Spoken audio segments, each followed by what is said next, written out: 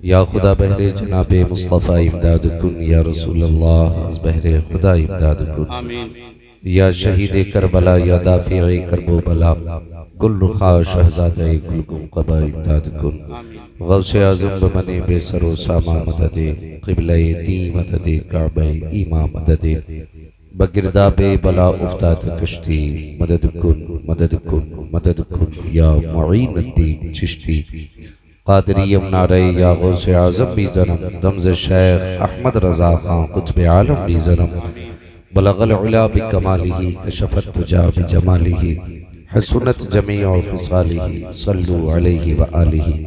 करूं तेरे नाम पे जां फिदा, न बस एक जां तो जहां फिदा, तो जहां से भी नहीं जी भरा, करूं क्या करोड़ों जहां नहीं।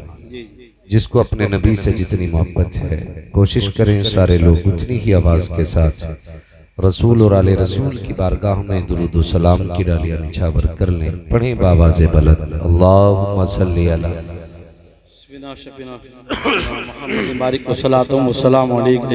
सय्यिदिना व शफ़ीइना व नबीना मौलाना मुहम्मदिन मअदिनिल जूदि वल करम व आलिही व अस्हाबिही व बारिक वसल्लिम, सलातुन व सलामुन अलैका या रसूलल्लाह सल्लल्लाहु तआला अलैहि वसल्लम। मैं मुबारकबाद पेश करता हूँ तमामी अहले बस्ती को, यानी उन लोगों को जिन्होंने इस महफिल को सजाने में कोशिशें की हैं, मेहनतें की हैं, जिस नज़रिए से इस महफिल में अपने खून पसीने की हलाल कमाई लगाई है। अल्लाह रब्बुल इज़्ज़त सबकी मेहनतों को, कोशिशों को, काविशों को अपनी बारगाह में कबूल फरमाए और इस महफिल पाक को हम सब के लिए ज़रिया निजात बनाए। अज़ीज़ान मिल्लत इस्लामिया, ये बस्ती मदारीपुर पहली मर्तबा इस बस्ती में हाज़िरी हुई है। ज़्यादातर महफिल के अंदर मुझे नौजवान नज़र आ रहे हैं और मिंबर शरीफ पर उलमाए अहले सुन्नत का नूरानी काफिला जलवागर है। मुबारक जमात मिंबर शरीफ पर है, सामने आशिकों का मजमा है। मैं हाथ उठवा करके अंदाज़ा नहीं लगाऊंगा कितने आशिक बैठे हैं, मैं इसी से अंदाज़ा लगा सकता हूँ यकीनन जितने भी आए बैठे हैं सारे हुजूर के बुलाए बैठे हैं, इसलिए कि अपना अकीदा यह है कि महबूब की महफिल को महबूब सजाते हैं, आते हैं वही जिनको सरकार बुलाते हैं। जिन्हें हुजूर ने बुलाया है, मैं उन बंदों से हाथ नहीं उठवाता। मैं कौन होता हूँ पूछने वाला किसे इश्क है। यकीनन ये दिल है जो रात के 11:15 लगभग बज चुके हैं। इस वक्त बिस्तर पे होना चाहिए था, लेकिन वो जवान जो इस वक्त बिस्तर पे होना चाहिए था, ये हुजूर का इश्क है कि बिस्तर छोड़ के जमीन पे बैठे। और मेरी नजरों के सामने छोटे छोटे बच्चे भी हैं, जवान भी हैं, बुजुर्ग भी हैं। कई लोग इस बात को कहा करते हैं कि भाई जवान दीन से दूर हो रहा है। मैं कहता हूँ आओ गिनती लगा और देखो इस महफिल में कितने जवान बैठे हैं, कितने बूढ़े बैठे हैं। फिर यकीनन कहना पड़ेगा जवान दीन से दूर नहीं हो रहा है, जवान दीन के करीब होता जा रहा है। कई बार ये बात भी कही जाती है कि अगर नाचने वालों की महफिल होती तो भीड़ होती, कूदने वालों की महफिल होती तो भीड़ होती। पता नहीं ये उनका नजरिया है, लेकिन मेरा अपना ईमान यह है हुजूर की महफिल जैसी कायनात में कोई महफिल नहीं होती। हुजूर की महफिल से बड़ी कोई महफिल नहीं होती है। और रह गई बात नाच गाने देखने वालों की, तो सुबह उनकी सूरतें देखिए, ऐसा लगता है जैसे किसी ने नीचे झुका के उसके सर पे जूतियां मारी हैं। लेकिन पूरी रात जलसा सुनने वाला भी अगर उठ के जाए ना, तो चेहरा ऐसा लगता है जैसे अभी ये बड़े खास पानी से वुजू करके आ रहा है। ये किसकी रौनक है? मैं नहीं कहूंगा भाई, आपका नजरिया है, आपका अकीदा है। मैं आपके अकीदे की बात नहीं करता, मैं उसके अकीदे की बात करता हूं जिसने हमें यह सिखाया है कि जान है इश्क मुस्तफा, रोज फजू करे खुदा, जिसको हो दर्द का मजा नाजे दवा उठाए। हाँ, मैं एक बार इसकी पीपी बंद कर दो और छोड़ दो इसे इसके हाल में। अगर आप इसे कम बढ़ती करोगे तो फिर मैं हो गया ना, मसला बिगड़ जाएगा। बस ऐसे ही रहने दो कि सीटी ना दे। तवज्जो है आप लोगों की। अल्लाह सलामत रखे सारे लोगों को। बस बीच में अगर सिलसिला टूट जाता है ना तो फिर गुफ्तगू का मजा ही खराब हो जाता है। भाई एक बार इसको जो भी करना है कर दीजिए, या तो बंद ही कर दीजिए या सेट कर दीजिए। बस मैं बात कर लूं थोड़ी देर। यकीनन हमें फख्र है कि हम बरेली वाले हैं, हमें शर्म नहीं है इस बात पर। हमें फख्र है कि हम बरेली वाले हैं। और बरेली वाले इसलिए नहीं है कि वो स्मार्ट सिटी है, इसलिए नहीं है कि सुरमा मशहूर है। हम बरेली वाले इसलिए है कि बरेली अहमद रजा खान की है। और अहमद रजा खान ने पूरी जिंदगी ऐसा काम नहीं किया जिसकी वजह से सुन्नियों को मुंह छुपाना पड़ा। पूरी जिंदगी हुजूर की अजमत पे पहरे दिए, पूरी जिंदगी पहरे देने के बाद यही सबक उम्मत को दिया, साइलो दामन सखी का थाम लो, कुछ न कुछ इनाम हो ही जाएगा। जान दे दो वादे दीदार पर, नकद अपना दाम हो ही जाएगा। बेनिशानों के निशान मिटते नहीं, मिटते मिटते नाम हो ही जाएगा। ऐ रजा हर काम का एक वक्त है, दिल को भी आराम हो ही जाएगा।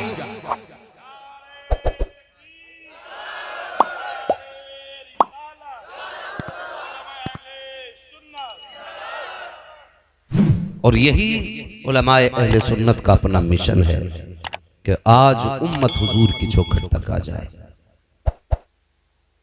दूर हो गए हम हुजूर से, बहुत फासले बढ़ गए। हुजूर की जात, खुदा की कसम, हुजूर की जात तो ये है, लमियाती नजीर कफी नजरे, मिसले तो नशुद पैदा जाना, जगराज को ताज तुरे सरसों, है तुझको शहे दो सरा जाना। ये हुजूर की जात है। उनकी जात पे बात की जाए, उन्हें समझने की कोशिश की जाए तो मेरे नबी ने खुद कहा था, अबू बकर मेरी हकीकत मेरे रब के सिवा कोई नहीं जानता है। ये खुद नबी ने कह दिया तो बात ही खत्म हो गई। यार तय करके रख दे मीटर, नपने ना लगा। हुजूर को कितना आता कितना नहीं आता, बस इतना समझ, मालिक के कुल, खालिक के कुल ने आपको मालिक के कुल बना दिया।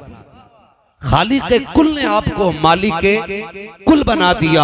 दोनों जहां की नेमतें हैं उनके खाली हाथ में। भाई हुजूर मेरे नबी, उनकी जात, खुदा की कसम, बस ये नसीब है हमारा कि खुदा ने मुस्तफा जैसा नबी दे दिया है। इससे बड़ा भी कोई हमारे लिए तोहफा होगा? इससे बड़े कौन से नसीब की बात होगी कि हमें हुजूर मिले? हम तो इसी शुक्रिया में सजदे करते रहे रब को, तो उस एहसान का बदला अदा नहीं हो सकता जो रब ने महबूब देके किया है। हम तो नहीं कहते हुजूर की जात को नापो, बस वैसा मानो जिस मान ने कहा, वैसा मानो। हम हुजूर को खुदा नहीं मानते, हम हुजूर को खुदा नहीं मानते, खुदा से जुदा भी नहीं मानते। क्या मतलब? मतलब यह है इशारे इनके होते हैं, फैसले खुदा के होते हैं। हाँ, वरना अगर मिसाल मिलती हो तो लाके दिखाऊं। आज जनाब बाप की मोहब्बत में बेटे नहीं रोते, तो मेरे नबी की जात तो वो जात है जिनकी मोहब्बत में पत्थर रोए। उस्ताद आवाज दे तो शागिर्द नहीं आता, बाप आवाज दे तो बेटा नहीं आता, भाई आवाज दे तो भाई नहीं आता, और भाई पीर आवाज दे मुरीद नहीं आता। ये मेरे हुजूर हैं, अगर पत्थरों को आवाज दे तो चल के आ जाया करते, इशारा करते तो दरख्त अपनी जड़ें उखाड़ देते हैं। उनके बारे में फिर क्या सोचना, क्या सोचना? बस यही कह दो आंखें बंद के करके कि सबसे आला वो औला हमारा नबी, सबसे वाला वो वाला, सारे बोले सबसे वाला वो वाला, सारे अच्छों में अच्छा समझिए जिसे, है उस अच्छे से अच्छा हमारा नबी। हम किसी की बुराई करने नहीं बैठे, हम अपने नबी की तारीफ करने बैठे। वो किसी ने कहा था राबिया बसरिया से, कभी तुम्हें शैतान की बुराई करते नहीं देखा। तो उन्होंने कहा कौन है ये शैतान? मैंने तो नाम भी पहली बार सुना है, नाम भी पहली बार सुना है। तो उसने कहा ताज्जुब है, खुदा से मोहब्बत का दावा करती और शैतान को नहीं जानती। तो उन्होंने कहा था मैं शैतान को तो तब जानूं जब मुझे रहमान से फुर्सत मिले। यार तुम नबी के इश्क में ऐसे डूब जाओ कि तुम्हें हुजूर से फुर्सत ही ना मिला। मैं तो ये कहता हूँ, काम करने वाले हो, बिजनेस करने वाले हो, मजदूरी करने वाले हो, स्कूल वाले हो, पढ़ाई वाले हो, कॉलेज वाले हो, कोई भी हो, जब सुबह उठा करो ना, कान में लीड लगी हो तो गाने नहीं होने चाहिए। लीड बेशक लगा लो कान में, लेकिन सुबह निकलो ना रोजी कमाने के लिए तो गाने बजा के रोजी ना लाना, नात बजा के रोजी लेके आने, नात बजा के रोजी लेके आनी है। कभी दुख होता है यार, उस पर पूरा लगा हुआ स्टिकर सुभान अल्लाज़ी सखरना हदा मा कुन्ना लहू मुक़रिनीन, और डीजे चल रहा है ऑटो में, बैठने में दिक्कत, कानों में दर्द हो जाता है, लेकिन चल रहा है। मैं पूछना चाहता हूँ, ए नौजवान जरा तू बता तो सही, तूने इतना बड़ा स्टिकर इसलिए लगाया था ताकि तुझे बरकतें मिल जाएं, बिस्मिल्लाह का स्टिकर लगाया, आयतुल कुर्सी का स्टिकर लगाया, तूने दुआए सफर लगाई, लेकिन तूने गाना बजा दिया है। मुझे बता तो सही, क्या रहमत के फरिश्ते करीब से गुजर रहे होंगे? हैरत होती है, गैर मुस्लिम भी हंसते होंगे कि हमारी कौम के अंदर जब सुबह होती है तो भजन बजाया जाता है। ये कौन सी कौम का बंदा है? स्टिकर इस्लाम वाला है, लेकिन म्यूजिक बज रहे हैं। ए मेरी कौम के जवानों, कोई भी गाड़ी लेकर के निकलो, पैदल निकलो या तनहा निकलो, अगर तुम गाड़ी लेकर के जा रहे हो तो तुम्हारी गाड़ी के अंदर गाने नहीं बजने चाहिए, या तो कुरान की तिलावत होनी चाहिए या मुस्तफा की नात होनी चाहिए, ताकि दुनिया जान जाए ये जो बैठ के जा रहा है गद्दारे मुस्तफा नहीं है, बल्कि जिसकी सवारी है वफादारे मुस्तफा जा रहा है। नारे रिसालत, उलमा अहले सुन्नत, हज़रत अल्लामा मौलाना मुफ्ती हम्माद साहब किबला। भाई जवानों, बदलो अपने आप को, दौर बदल गए, आ जाओ अपने रंग में आ जाओ। मुझे एक बात बताओ, हम साल में 2 दिन टोपी ओढ़ते हैं, 3 दिन, बताऊं कौन कौन से दिन है? नंबर 1, 12वीं के जुलूस में शुक्र अल्लाह का, सारे सुन्नी टोपी लगाते हैं। लगाते हैं क्या नहीं? अरे लगाते हैं तो बोलो। हाँ, अगर वहां भी रुमाल से काम चलाते हैं तो कतई ना बोलो। सारे सुन्नी 12वीं के जुलूस में टोपी लगाते हैं। नंबर 2, अलविदा जुमा को टोपी लगती है। नंबर 3, मुहर्रम की 10 तारीख को टोपी लगती है। ये 3 दिन ऐसे हैं जिसमें अक्सरियत से टोपी लगाई जाती है। लेकिन सच बताना, जब 3 दिन टोपी लगते हो तो प्रशासन शासन सभी, खुद बताओ, अगर 3 दिन टोपी लगाओ तो शासन प्रशासन हिल जाता है, अगर 365 दिन टोपी लगा लो तो दुनिया हिल जाए। वाह वाह वाह। क्यों? हमने अपनी पहचान बदल दी, पहचान बदल दी।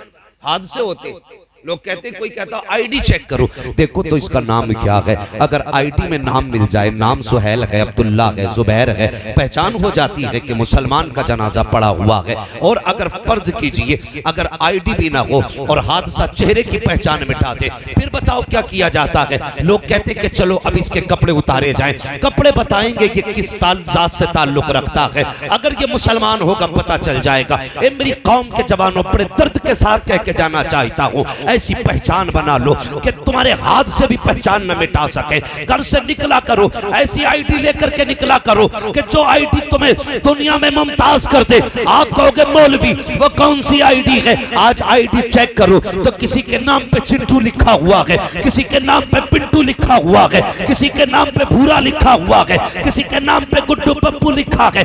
ये तो सारी कौम में नाम होते हैं। और यार अगर ये नाम भी है, मैं कहता हूँ मुसलमान और मेरी कौम के जवानों, चेहरों पे दाढ़ियां रखा लो, अगर हाथ से निशानियां मिटा देंगे, कपड़े उतारने की जरूरत नहीं आएगी, शर्मिंदा नहीं किया जाएगा, दाढ़ी के बाल बता देंगे। कहीं ना लेके जाना, कब्रिस्तान लेके चले जाओ, मोहम्मद अरबी का गुलाम जा रहा। नारे तकबीर, नारे रिसालत, उलमा अहले सुन्नत, मसलके आला हजरत।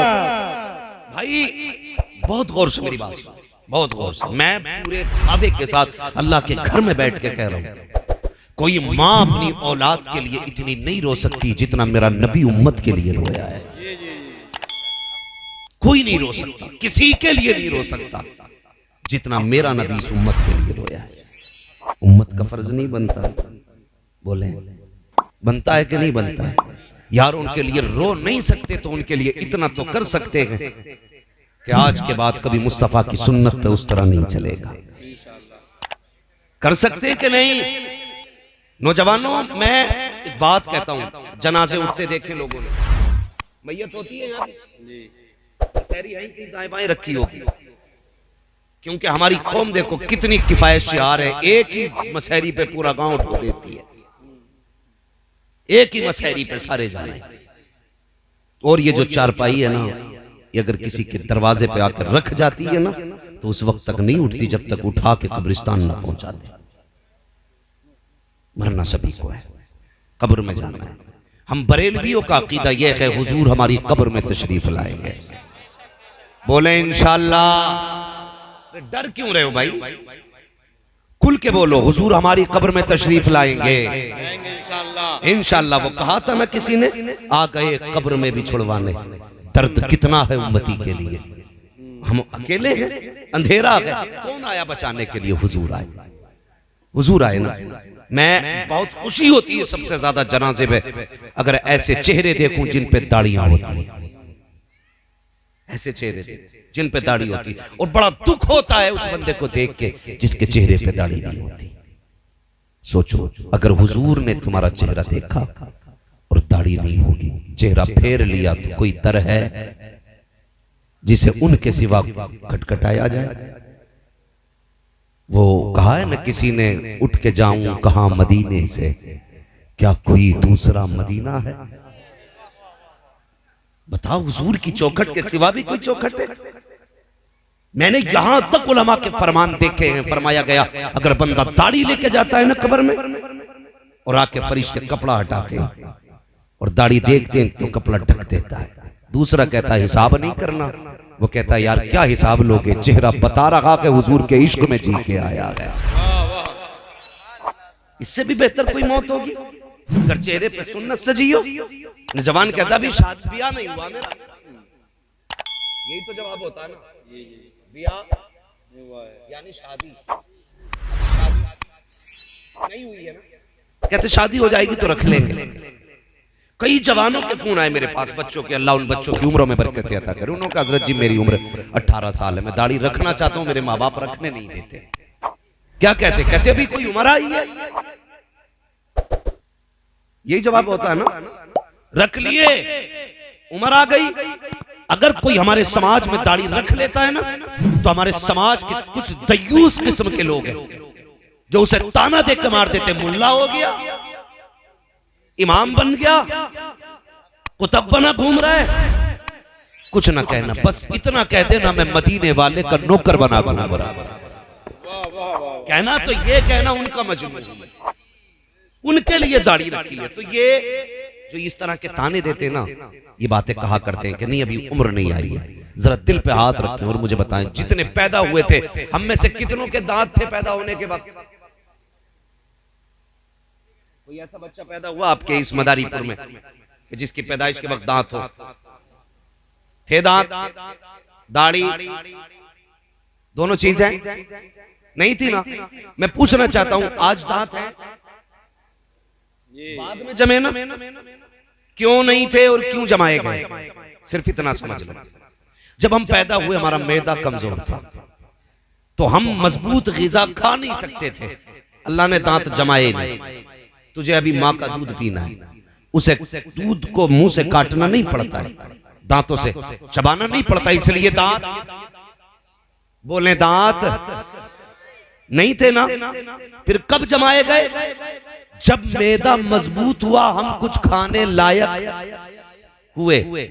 अच्छा एक बात बताइए, आंख एक बार दी गई, कान, नाक, समझ रहे ना मेरी बात? ये सब चीजें एक बार दी गई, दांत 2 बार क्यों दिए गए?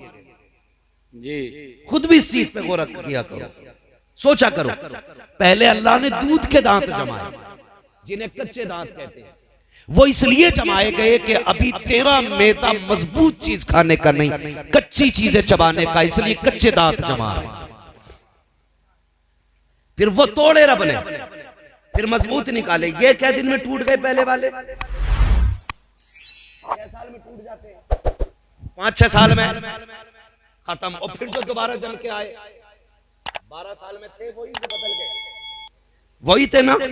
फिर मजबूत दांत जमे। अब मुझे बताइए, पहले 6 साल में तोड़ के रख दिए उसने, फिर 12 में भी हैं, 30 में भी हैं, 40 में भी हैं, 50 में भी हैं, फिर जाके 60 में तोड़े उसने। बहुत गौर करना मेरी बात पे जो मैं कह रहा हूं। फिर 60-70 में जाके उसने तेरे दांत तोड़े। क्यों?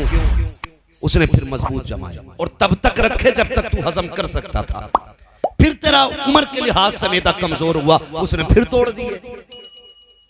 अब कुछ ऐसे हैं कि जो टूटने के बाद भी मसाले के लगवाए घूम रहे जी, कि बोटी खाए बगैर चल नहीं पड़ता। कुदरत कहती है मैदा कमजोर है, अब वो खा जो मसूड़ों से चबा ले। फिर ये दांत लगवाए गए। मुझे बता तो सही, तू पैदा हुआ तो दांत न थे, फिर जमाए गए, कच्चे दांत लगाए गए, फिर 5-6 साल में तोड़े गए, फिर तेरे दांतों को 50-60 साल तक रखा गया। मुझे बता तो सही, अगर कोई शय बिला जरूरत आती है तो ये दांत क्यों नहीं थे? फिर क्यों पैदा किए गए? क्यों तोड़े गए? क्यों जमाए गए? क्यों तोड़े गए? मुझे बता तो सही। फिर सबका जवाब होगा, मौलवी सुन तो सही, पैदा हुए तो दांतों की जरूरत न थी, जब जरूरत पैदा हुई तो कच्चे दांत लगाए गए, जब पक्कों की जरूरत पड़ी तो ये तोड़ के पक्के लगाए गए। मुझे बता तो सकी, अगर उस खुदा का निजाम ऐसा है, बिला जरूरत बेवक्त दांत नहीं देता, अगर देता है तो हिसाब के दांत देता है, फिर देता है तो पक्के दांत देता है। और बता तो सकी, अगर बिला जरूरत दांत नहीं देता तो बिला जरूरत दाढ़ी कैसे दे सकता है?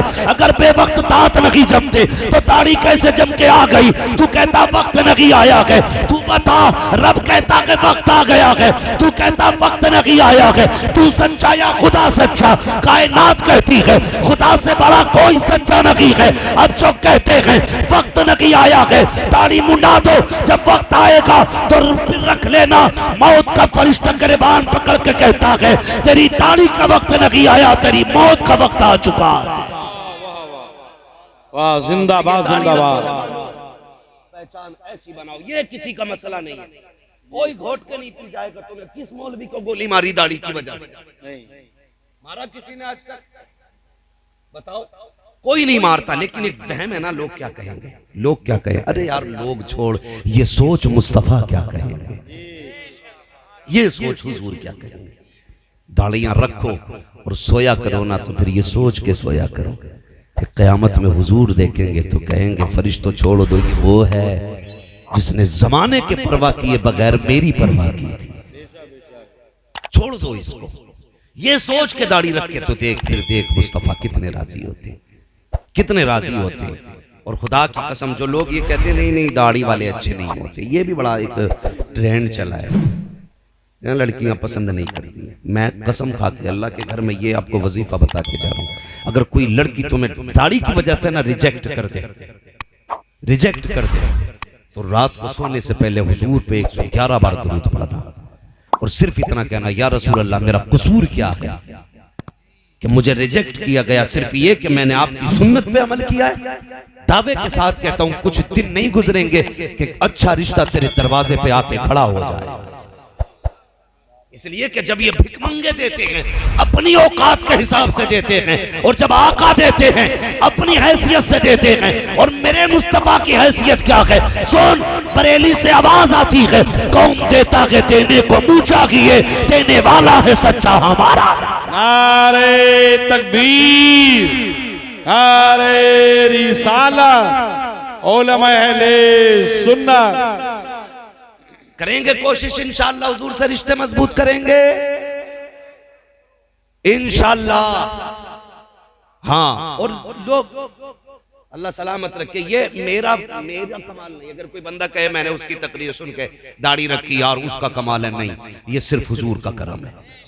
जिस पे नजर डाल देते हैं दिल बदल देते हैं, जिस पे हुजूर नजर डाल देते दिल बदल देते। एक जवान का फोन आया, उसने कहा था जी हजरत मैं आपकी तकरीर सुन रहा था। मैंने कहा फिर? वो कहने लगा आपने कहा कि जो दाढ़ी मूंडते हैं ना पेशावर जो अजाम लोग होते हैं, तो दाढ़ी की मुंडाई की जो कमाई है वो हराम होती है। मैंने कहा हाँ। तो उसने कहा हजरत फिर मैं क्या करूं, मेरा तो काम ही है। मैंने कहा क्यों? कहने लगा हजरत ज्यादातर तो शेविंग वाले आते हैं, अगर वो बंद हो गए तो कमाई बंद। मैंने कहा एक बोर्ड लगा दे दीवार के आगे अपनी दुकान पर, और उस पर लिख दे कि यहाँ हुजूर की सुन्नत पे उस तरह नहीं चलता है। हाँ, फिर उसका कुछ दिन बाद फोन आया, उसने कहा हजरत जी पहले भीड़ ज्यादा होती थी, बरकत कम होती थी। आज भीड़ कम होती है, बरकत ज्यादा रहती है। रज़ाक तो अल्लाह है ना। ये हमने कैसे सोच लिया दाढ़ी पे उस तरह नहीं चलेगा तो दुकान नहीं चलेगी। वो किसी ने दुकान रखी थी ना मार्केट से अंदर जाके किसी गली में, किसी अकलमंद ने, बड़े बड़े अकल फ्री फंड के मशवरा देने वाले तो बहुत मिल जाते हैं। 10 करोड़ लगा के बिल्डिंग में बुला लेना कि देख यार मकान कैसा बनाया, थोड़ी देर यूं देखेगा फिर ऐसे करेगा कि नहीं नहीं ये जो है ना ये कलर यहाँ पे ये नहीं होना चाहिए था। फ्री फंड के मशवरे उसने इसलिए बुलाया यार ये क्या जाए अच्छा बना दिया मकान, थोड़ा दिल खुश हो जाएगा बंदे का यार ऐसा लगा। लेकिन देखे नहीं नहीं ये चौखट जो है ना तुम उसकी लाते, काम किससे कराया? अरे तभी गड्ढे हैं दीवार में। मतलब फ्री फंड के मशवरे देने वाले बहुत मिल जाते हैं। एक कहने लगा यार यहां दुकान रखी है चल जाएगी, तो उसने कहा एक बात बता। कहा क्या? कि यहां मौत का फरिश्ता आ सकता है। उसने कहा यार ताज्जुब है, ये भी कोई पूछने की बात है? मौत का फरिश्ता तो 7 तालों में भी आ सकता है। तो उसने कहा अगर मौत का फरिश्ता आ सकता है तो फिर रिस्क का फरिश्ता क्यों नहीं आ सकता है? तो ये रोजी अल्लाह का वादा है, जतन तेरा काम है, फिर तेरी मर्जी है। उसे हलाल करके खा या हराम करके खा, कोशिश ये करनी है बच्चों को हलाल खिलाना। करेंगे इंशाअल्लाह? बोलो जवानों, करेंगे इंशाअल्लाह हलाल की कोशिश? हलाल की कोशिश करनी है, बिला वजह के मशवरे कहीं पे जाके उस्ताद नहीं बनना। जहां बोलना होता वहां बोलते ही नहीं, जहां नहीं बोलना होता वहां बिला वजह के मशवरे। पंचायत रख लो। आज हमारा मुआशरा किधर जा रहा है? पंचायत होती है ना तो कभी गरीब की बात कही नहीं जाती, आंख मार के गरीब का तो बस बेड़ा ही गर्क कर दिया जाता है। हाँ, आंख मार के गरीब को तबाही कर दिया। यहां बोलना था ना तुझे सच। यहां बता किसकी कितनी टेढ़ी है, यहां टेढ़ी नहीं बताएगा। इसलिए कि मुखिया के यहां बारात में कोरमा मिलता है, ये रक्षा चलाने वाला दाल चावल के सिवा क्या खिलाएगा? ये रूठे तो रूठे, मुखिया ना रूठे। ये ना कहा करो, बस ये कहा करो जमाना रूठे तो रूठे, मदीने वाला ना रूठे। ये फिक्र किया करो। मेरे हुजूर कसम खुदा की मिसाल ही नहीं थी, मिसाल ही नहीं थी। वो एक बच्चा जंगल में बकरी चरा रहा था। हुजूर को देखो हैं क्या मेरे हुजूर, बकरी चरा रहा था। अचानक उसकी बकरी ने दौड़ लगा दी, बकरी ने दौड़ लगा दी। भागते भागते बकरी ना मस्जिद नबी के दरवाजे पे आ गई। बच्चा पीछे पीछे बकरी आ गया। जब बच्चे की निगाह उठी ना सामने मेरे मुस्तफा का चेहरा था तो काफिर का बेटा। बस हुजूर को देखा तो देखते ही रह गया। दुआ किया करो जवानों, अल्लाह किसी दिन हमें हुजूर का चेहरा दिखाते। इससे बड़ा ईद का चांद कौन सा होगा जिस दिन हुजूर ख्वाब में आ जाए। हम तो ख्वाब के लिए तरसते हैं। वो कितने नसीबों वाले होंगे जो हुजूर के आगे बैठ के हुजूर से मीठी मीठी बातें सुनते थे।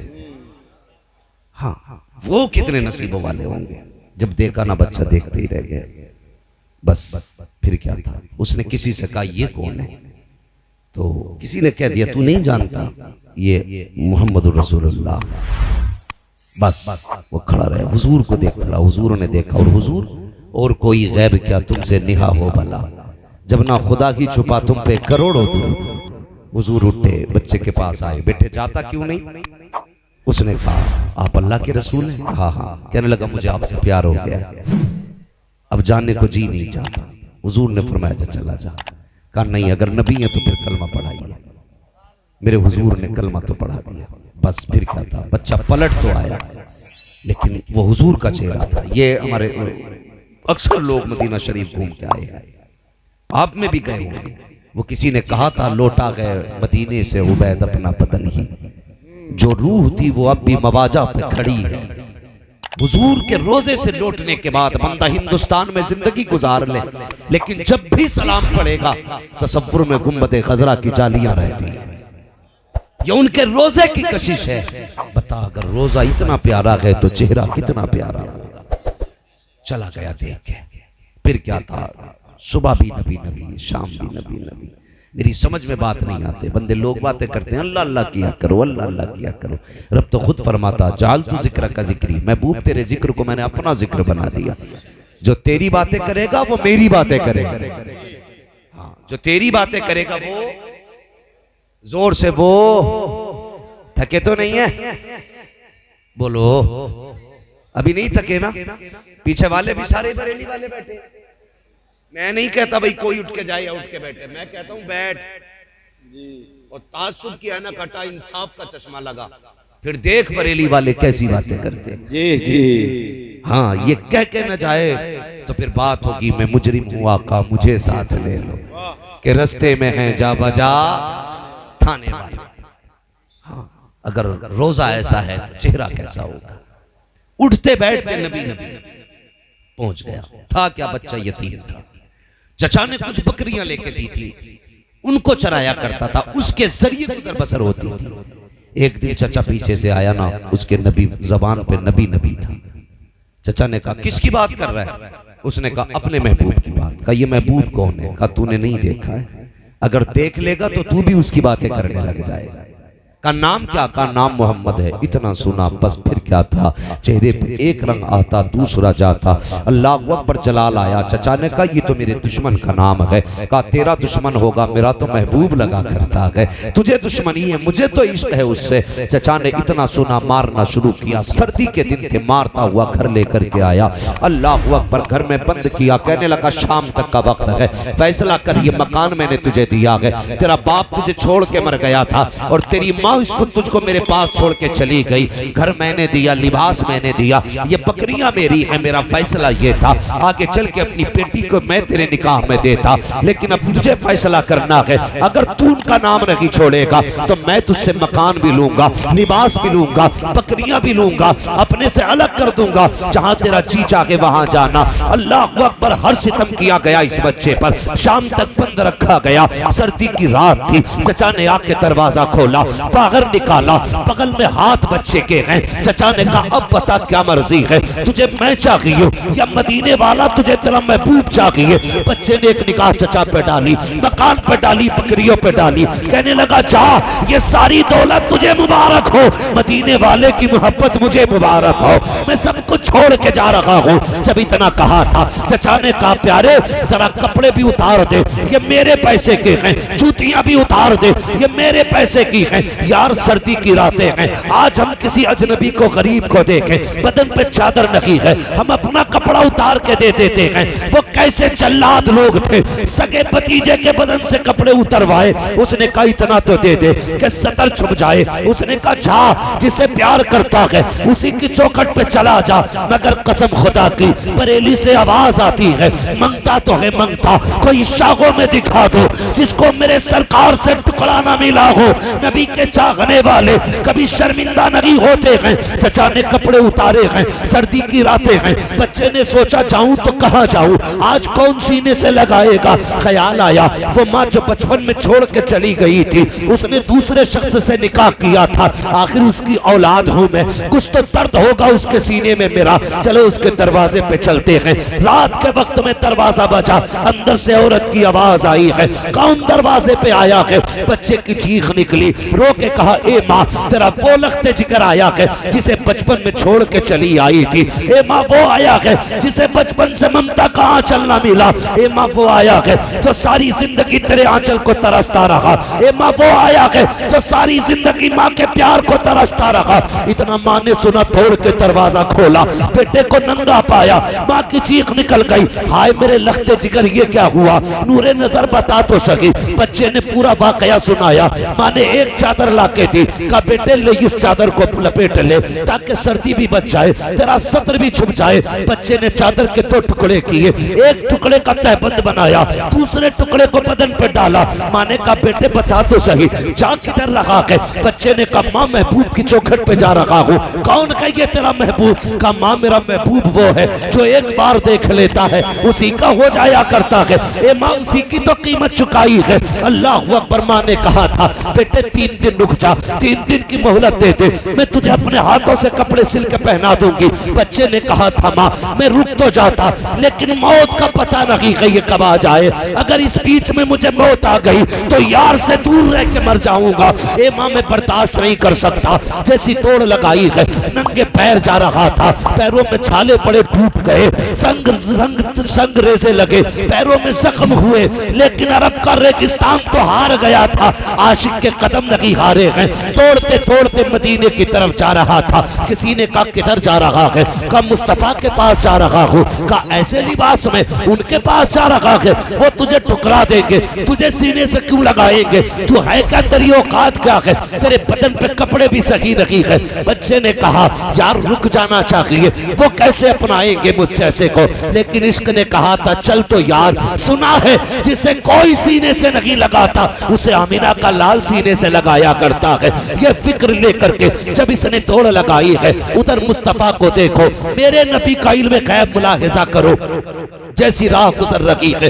आका फरमाते बिलाल जी या रसूल अल्लाह, एक मेरा मेहमान आने वाला है, रात के वक्त में आएगा, तुम्हारी ड्यूटी ये है तुम्हें दरवाजे पे खड़े रह करके उसका इंतजार करना है। जैसे ही वो आ जाए उससे मेरी मुलाकात करा दी जाए। रात गुजरती गई, अंधेरा अरब की गलियों में छा गया है। जब ये आशिक पहुंचा है, हजरत बिलाल खड़े हैं। पूछा मुस्तफा कहाँ है? का आराम गाह में है। अल्लाह अकबर, इतना सुना रो दिया। का जिसके लिए इतनी राह काट के आया वो बिस्तर पे आराम से है, सुबह तक इंतजार कैसे होगा? बिलाल ने कंधे पे हाथ रखा। कहा यार आंसू ना बहा, मैं बिला वजह नहीं खड़ा हूँ, महबूब ने तेरे लिए खड़ा किया था क्योंकि तू आने वाला है। ओ यार फिर क्या है? अगर महबूब ये पूछ ले कैसी गुजर रही है तो तुझको दर्द का एहसास मिट जाता है। का तेरे लिए खड़ा किया है। फिर क्या था? इश्क ने अंगड़ाई ली है। कल ले चल यार महबूब की चौखट पे। जब ये बच्चा पहुंचा है, मुस्तफा ने हालत देखी,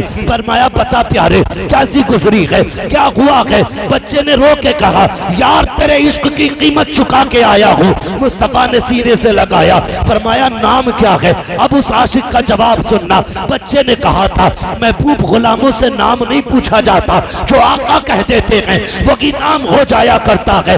मेरे मुस्तफा ने कहा आज से तेरा नाम अब्दुल्ला जुल्वजादैन है। अल्लाह अकबर, कयामत आ जाएगी लेकिन आज के बाद भी कयामत तक यही नाम बाकी रखेगा और ये इनाम मुस्तफा का है। सबकी निस्बतें बाप की तरफ होती हैं, इनकी निस्बत मुस्तफा जाने रहमत की तरफ हुआ। नारे तकबीर, नारे रिसालत, उलमा अहले सुन्नत। अल्लाह अकबर। ये मेरे हुजूर की नाज बरदारियां है, वरना कौन है? गरीब भाई को कोई मुंह नहीं लगाता, मुलाजिम तो बड़ी बात है। गरीब भाई को मुंह नहीं लगाता, नौकर तो बड़ी चीज है। बाप गरीब वो फटे कपड़े पहनता है, बेटा मिनिस्टर बन गया, कलेक्टर बन गया, कहता अब्बा जी आया ना करो, खबर भेज दिया करो। बाप कहता क्यों? कहा तुम आते हो ना तो मेरी इमेज पे फर्क पड़ता है, मुझे शर्म आती है ये कहते हुए मैं तुम्हारा बेटा हूं। यार शर्म कर, हया कर। जिस बाप का आज बेटा कहलाने पे तुझे शर्म आती है ना, काश तूने इसकी मजदूरी के दिन देखे होते, तुझे याद रह गए होते कि इसने फटे कपड़े पहनने के बाद तेरे स्कूल की फीस भरी। कभी अपने बाप पे शर्म मत करना। नसीब वाले हैं जिन्हें खुदा ने बाप दिया है, नसीब वाले हैं। हर किसी को बाप नसीब नहीं होता है। उसकी जिंदगी में बाप जैसा दरख्त अगर है तो वो मुकद्दरों वाला है, इसलिए कि बाप ही वो दरख्त है जिसकी मौजूदगी में धूप कितनी भी तेज क्यों ना हो, बेटे हमेशा साए में रहा करते, हमेशा बेटे साए में रहते। लेकिन क्या है जी, बाप का इंतकाल हुए, जमाने बीत जाते हैं, बेटों को याद ही नहीं आती, याद ही नहीं आती। सोच तो सही, अगर वो जिंदा होते तो क्या क्या करते तेरे लिए, तू उनके लिए क्या क्या करता। अरे कम से कम जिंदा होते तो 2 वक्त की रोटी देता, उस रोटी में कम से कम 5000 महीने का तेरा खर्च होता। आज वो रोटी तुझ पे नहीं है तो कम से कम उनके नाम से 5000 नहीं 1000 रुपए महीने ही किसी रब की बारगाह में, रब की राह में खर्च कर दिया कर, ताकि हर महीने फरिश्ते कहा करें मुबारक हो, ऐसा बेटा छोड़ के आया है जो तेरे आने के बाद भी तेरी कब्र में सवाब के रास्ते खोले पड़ा। हाँ, लेकिन अब्बा मरा नहीं, बेटा सांप बन के उसकी दौलत पे बैठ गए। जब बेटे का बेटा पैदा होता है ना तो वो 10 लाख की रंडियां तो नचा लेता है। वो बाप जो करोड़ों की जायदाद दे के गया कि 10 रुपए उसके सवाब के लिए नहीं देता। ये जिंदगी हमारी ये कड़वी सच्चाई है। और तुमसे एक गुजारिश हो रही है, एक गुजारिश हो रही है। पहले लोग कहते थे जीना मुश्किल है, अब लोग कहते हैं मरना मुश्किल हो गया, मरना मुश्किल हो गया। भाई अब तो मैयतों में एक वलीमे के खर्चे हो रहे हैं। हाँ, मैयत की रोटी में एक बारात का खर्चा हो रहा है। क्यों यार, ये मसला के आला हजरत है। पूछो ना इन उलमा से, बड़े बड़े उलमा बैठे, कभी इनके पास भी आके बैठ जाया करो। मगर क्यों बैठेंगे, अब्बा ने तो कही थी बेटे मौलवी के धोरे मत जाइए। छोटी सोच होती है मौलवी की। नहीं, आज मैं कहता हूँ सारे साइंसदानों की अक्ल अपनी जगह, हुजूर के गुलामों की अक्ल अपनी जगह है। ये तार से तार जोड़ के बताता है कि बत्ती आ जाएगी, मगर ये नजर देख के बता देते हैं कि क्या होने वाला है। बिना तार जोड़े इनसे बड़ा साइंसदान कौन है? इसलिए कि ये हुजूर के वारिस है, हुजूर के गुलाम है। इनके पास तो जाते नहीं। कभी पूछना यार करना क्या?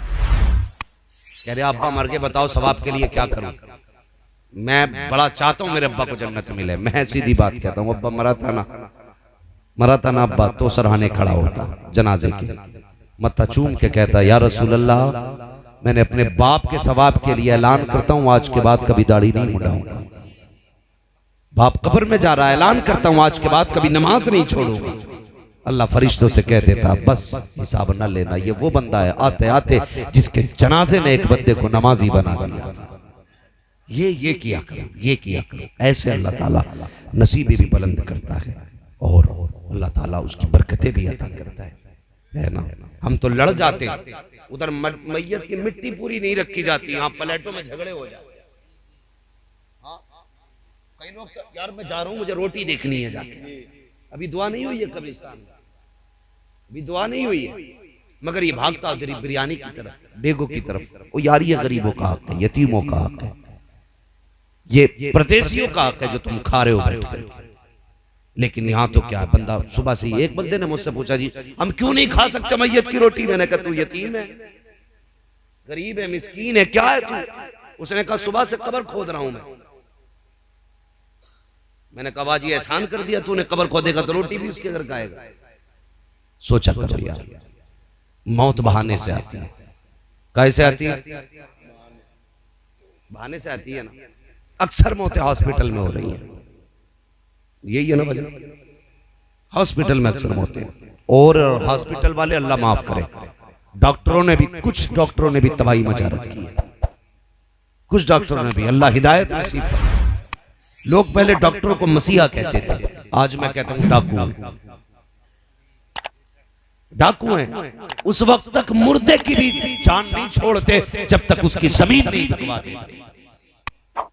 वेंटिलेटर पे रख देंगे, सांसें चल रही है, मशीनें लगा देंगे, पता ना क्या सिस्टम है, फेफड़े चलते रहते हैं, 3 दिन तक मैयत रख के पैसा वसूल करते हैं। ये कंडीशन है डॉक्टरों की भी। डाकू हो गए अब लोग, इलाज मकसद नहीं पैसा कमा रहे सारे लोग, लूट के खा लिया। कई घर ऐसे होते हैं यार जिन घरों में इलाज करते करते कर्जे चढ़ जाते हैं। समझना मेरी बात को, मैं तकलीफ देने नहीं आया। और याद रखना अगर मेरी सुन्नियत पे शक हो तो ऐलान के साथ कह के जा रहा हूं, मैं तुम में सबसे पक्का बरेलवी।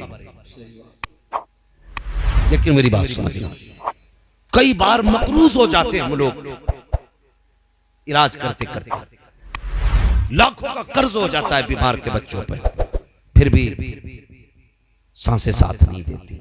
खबर आती है इंतकाल हो गया, फिर क्या था, गरीबों पे कयामत टूटती है, बिजलियां गिरती हैं यतीमों के दिल पर, औरत बेवा हो जाती है, चूड़ियां टूट गई, लिबास बदल लिया, बेवा के जोड़े में आ गई। मगर किस पे फर्क पड़ा? हम तो बैठे और हिसाब लगा रहे, क्या भगोने बनने चाहिए, 11-21 का चावल लगना है कि शरबती का लगना है, गोश्त बराबर का होना चाहिए कि आधा होना चाहिए, ये हम बैठ के हिसाब लगा रहे हैं। यार घर में झांक के देख, थोड़ा सा पर्दा हटा के, तुझे पता चलेगा यतीमी का दाग क्या होता है,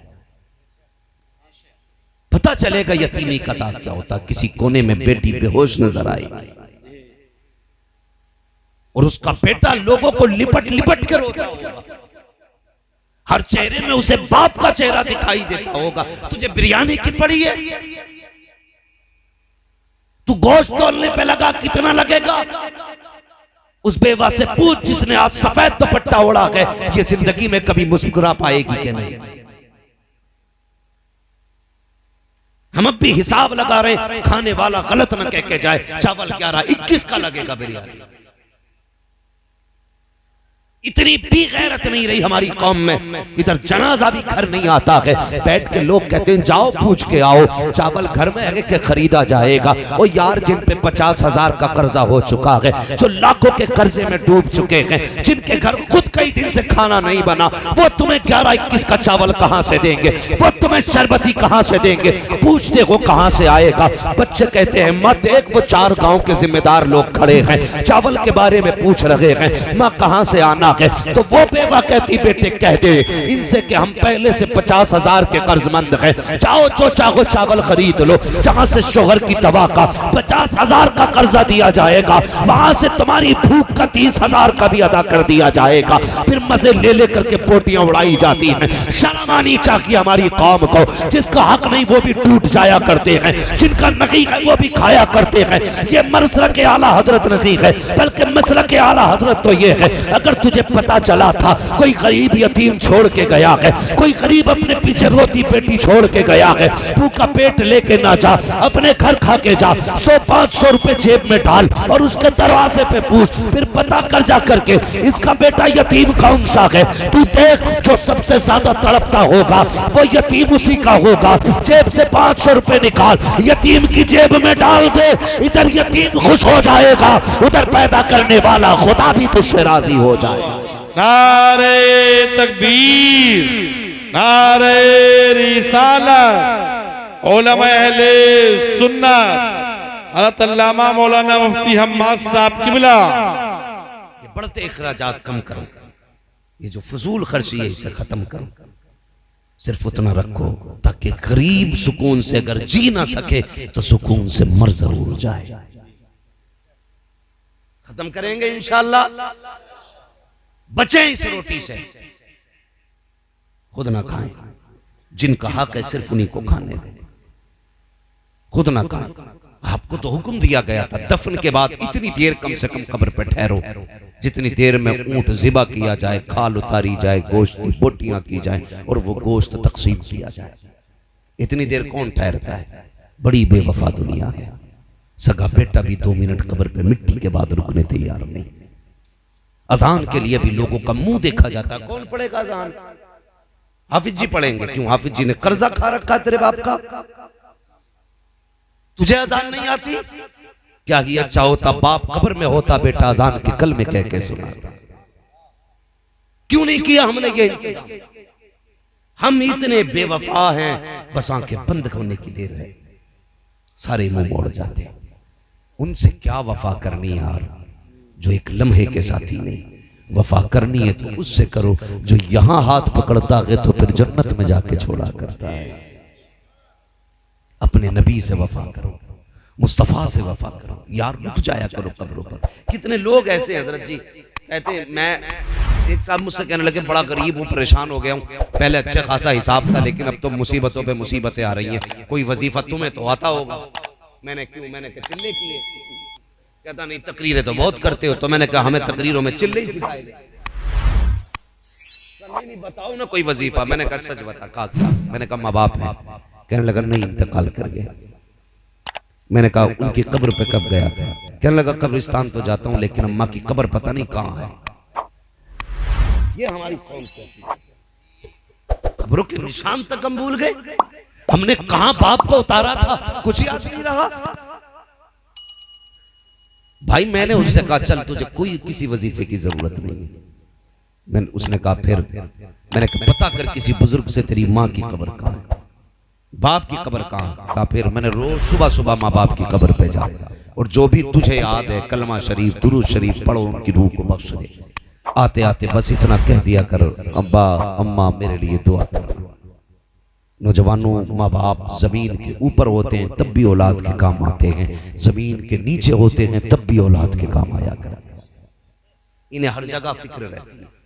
जानते हो हकीकत क्या कब्रों की? हमारा अकीदा यह है मरने के बाद भी लोग जिंदा रहते हैं कि नहीं? है यही अकीदा है कि नहीं? और यहां तक फरमाया गया कि जब बंदा कब्र में उतार दिया जाता है तो उसकी समात इतनी बढ़ा दी जाती है कि वो तुम्हारे जूतों तक की आवाज महसूस सुनता है। समझ गए मेरी बात? मैं बहुत आसान जबान में आपसे गुफ्तगू कर रहा हूं ताकि आप समझ जाएं, कोई आपको बहका ना सके। जाया करो कब्रों पे और कुछ पढ़ के दुआएं करके कहा करो, अब्बा दुआ कर दो मेरे लिए। ये वो है जब तुम पलट के आते हो ना तो माँ के हाथ उठते हैं।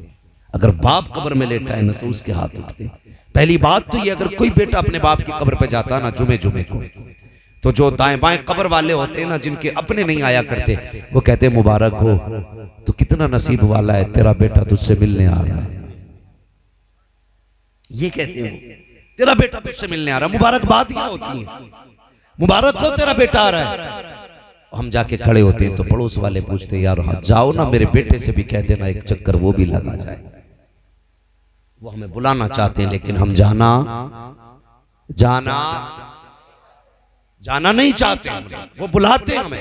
फरमाया गया जब कोई कब्रिस्तान जाता है सूरह फातिहा पढ़े यानी अलहम्द शरीफ और उसका सवाब बख्श दे और उसके बाद पलट के आने लगता है। अगर माँ या बाप है तो वो रब की बारगाह में हाथ उठा के कहते हैं, या अल्लाह ये मेरा बेटा है, ये मेरा बेटा है। जब मैं जिंदा था तो ये मेरे पास आता था, मालिक मैंने कभी खाली नहीं जाने दिया। माँ कहती है, ए रब मेरे पास आता था ना तो कभी तकिए के नीचे से फल निकाल के दिए, कभी थैले से मैंने चीज निकाल के दी, मैंने अपने बेटे को कभी अपने पास से खाली न जाने दिया। ए मेरे मालिक आज मेरी कब्र से जा रहा है, अगर खाली गया तो माँ की ममता रुसवा हो जाएगी, माँ का रिश्ते पे बदनाम हो जाएगा। रब फरमाता मेरी बंदी तू बता तू क्या चाहती है? तो एक माँ कहती है, यार अब जब मैं जिंदा थी मेरे पास आया करता था तो मैंने खाली नहीं लुटाया, आज ये तेरी चौखट से जा रहा है, मालिक खाली ना लुटाना। जब माँ इतना कह देती है, रब क्या हुक्म देता है, फरिश्तों ऐसा करो इसका नामा अमाल चेक किया जाए।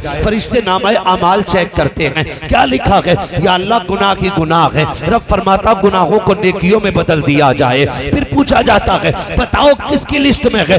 यार अब तेरे दुश्मनों की लिस्ट में है। आवाज आती है, मेरे दोस्तों की जमात में इसका नाम डाल दिया जाए। फिर पूछा जाता है, ठिकाना किधर था? कहा जहन्नम में, कहा जन्नत में ठिकाना लग दिया जाए। फरिश्ते कहते नहीं या अल्लाह, एक माँ के कहने पे इतना दिया जा रहा है। रब कहता है, वो माँ हो करके अगर बेटे से इतना प्यार करती है तो मैं रब हो करके बेटे से कितना प्यार करता हूँ। जमाने को बता दो, जब माँ देती है अपनी औकात भर देती है, जब खुदा देता है तो अपनी रहमतों के हिसाब से दे। नारे तकबीर, नारे रिसालत, उलमाए अहले सुन्नत। तो ये भी एहतमाम करेंगे इंशाअल्लाह। जाया करेंगे कब्रिस्तान। किसी का काम बिगड़ गया हो, माँ जिंदा है या नहीं है, जिंदा है तो कदमों में बैठ, मुर्दा है तो कब्र के पास बैठ, उससे अपना हाले दिल कह। वो वहां भी तुम्हें अकेला नहीं छोड़ते, वो वहां भी तुम्हें अकेला नहीं छोड़ते। माँ बाप दौलत ही ऐसी है। यार तुमने कभी मुर्गी देखी है ना? हम लोग गांव वाले लोग हैं, अक्सर लोगों ने देखा होगा मुर्गी। कोई बिसात है मुर्गी की? कोई बिसात नहीं। अगर उसके बच्चे को ना चील पकड़ने आ जाए तो उसके साथ उड़ने लग जाती है। अगर बिल्ली बच्चे पे हमला कर दे तो वो बिल्ली से लड़ जाती है। क्या है? ताकत है? नहीं, ममता है। अगर जानवर के दिल में इतना प्यार है औलाद का, तो फिर तेरी मेरी माँ के दिल में हमारा कितना प्यार होगा। कभी सोचा करो, बैठ करके ख्याल किया करो। बाप ना वो दरख्त है जिसके बगैर साए को तरस जाओगे, जो चला गया तो राहत को तरस जाओगे। हम बड़े बेवफा हैं, बड़े बेवफा हैं। सोचो तो सही, हम किसान लोग हैं, हम धान भी लगाते हैं ना तो ये सोच कर लगाते हैं कि 3 महीने में इससे नाज आ जाएगा। पौधे भी लगाते हैं तो बेवजह कोई पौधा हम अपने घर में नहीं लगाते, या तो फल वाला होगा या साए वाला होगा। तो कहा था ना किसी ने, पेड़ उम्मीद का ये सोच के काटा न गया, फल ना पाएंगे इस पे तो हवा ही देगा। यार एक पेड़ लगाने वाला भी एक दरख्त से उम्मीद रखता है कि ये साया देगा। अगर बंदा दरख्त से साए की उम्मीद रखता है तो बाप औलाद से अपनी मदद की उम्मीद नहीं रख सकता। कितना दिल दुखता होगा उस बाप का जिसे बुढ़ापे में औलाद अकेला छोड़ दे। यार जब इसकी बाजुओं में ताकत थी, बदन में जान थी, तो दुनिया यार थी इसकी। जब बदन कमजोर हो गया तो एक तू ही सहारा था। लेकिन तूने भी ये कह के ठोकर मार दी कि तेरा खर्चा उठाऊं या अपनी औलाद का। बता उस बाप के दिल पे क्या गुजरी होगी। फिर तू कहता दुआएं करता हूं कबूल नहीं होती। अल्लाह कहता अगर तू बाप का नहीं है तो फिर मेरा भी नहीं है, अगर तू माँ का नहीं है तो फिर हमारा भी नहीं। उसने साफ मना कर दिया, तू माँ बाप का हो जा, हम तेरे हो जाए। इसलिए मेरे भाई अगर दुआएं कबूल नहीं हो रही है ना, तो दोष ये नहीं है कि अल्लाह हमारी सुन नहीं रहा है, गलती ये है कि हम माँ बाप को नाराज करके बैठे। राजी करेंगे माँ बाप को इंशाअल्लाह। इंशाअल्लाह जवानों, मैं सबसे अच्छा नुस्खा, कई लोग पूछते हैं अमीर कैसे होना, मैं कहता हूं अपनी कमाई सबसे ज्यादा अपने माँ बाप पे खर्च किया कर। अमीर होने का सबसे बेहतर नुस्खा है अमीर होने का। अल्लाह उसमें भी पनाह बरकतें देगा। जिन लोगों ने इस महफिल को जिस नजरिए से सजाया, अल्लाह ताला उनको उनकी नजर का सिला अता फरमाए।